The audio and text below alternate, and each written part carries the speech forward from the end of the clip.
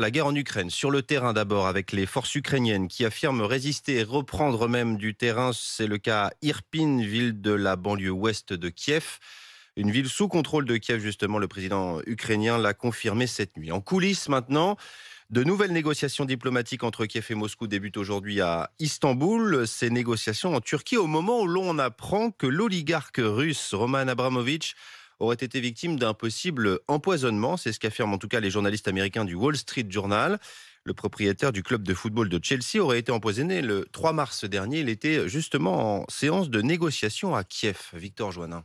Les yeux rougis et irrités, les mains et le visage qui pèlent, des symptômes qui font inévitablement penser à un empoisonnement, à un dosage non mortel mais destiné à faire peur aux victimes, selon le site d'investigation américain Bellingcat.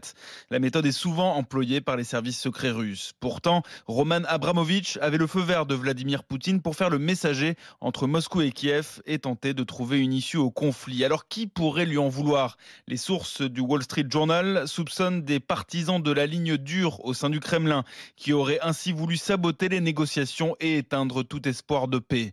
Mais leur tentative aurait donc échoué aujourd'hui. Les trois hommes vont mieux et un proche d'Abramovich a confié à la BBC qu'il continuait à jouer le médiateur.